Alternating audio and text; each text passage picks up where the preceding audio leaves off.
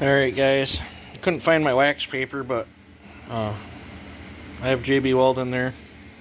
I have a piston and some clear packing tape is what I laid over the port and then pushed the piston into it.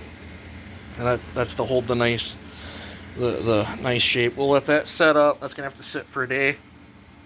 I forgot to tell you guys too that I've cut so much off that base that I had to notch this because these were wanting to hit, and then I had to take that step out right here because that jug's so much farther down.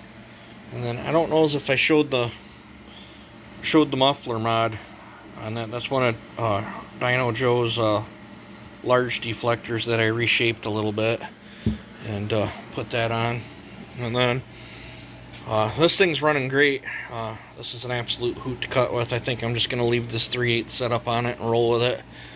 I do have a velocity stack with a choke coming for this, and I'm going to run, I know my shop's a mess guys, sorry about it. I'm going to run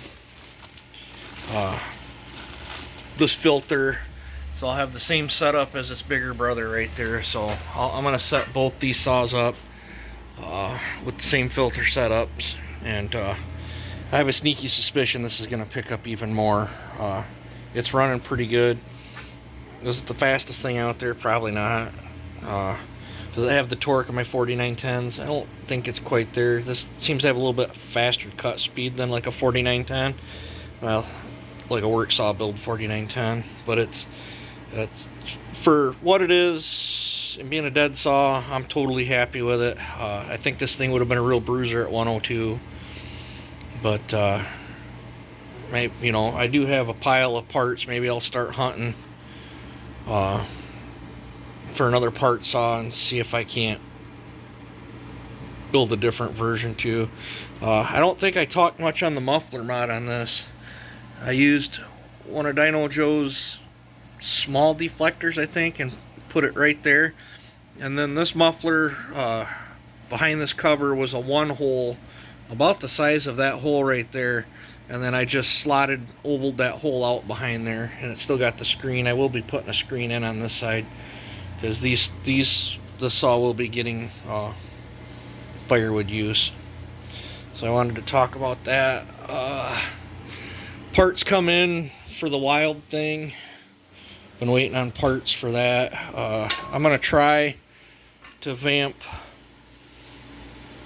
one of these and then drill the carburetor out. I was hoping to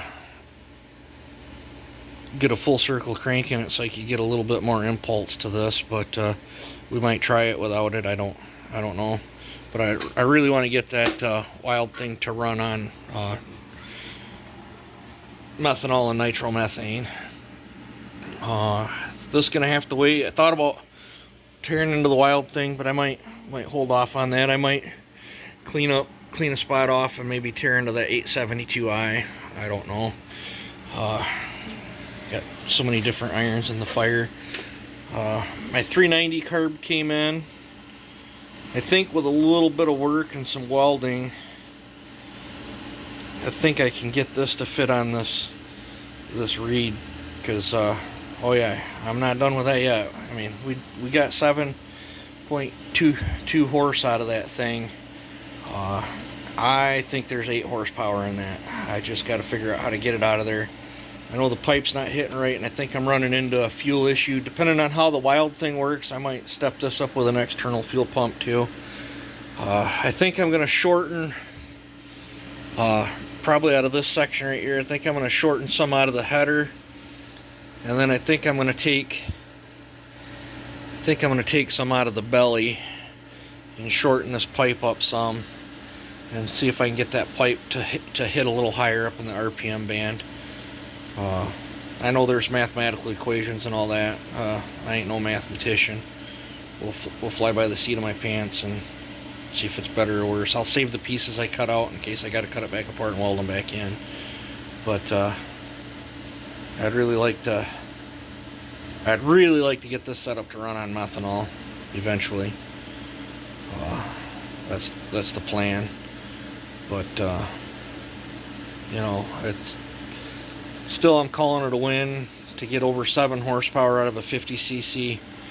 So I'm not gonna lie, that was quite a challenge, and I'm not done yet. I really would like to see this thing get 8 horsepower. So, and when I get that wild thing set up for nitro, I might just run that so I'm not running into tuning issues. Honestly, it felt a little better with that than it did with that pipe that's on it now. So, I don't know. With nitro, it's more about getting it out of there than holding it in.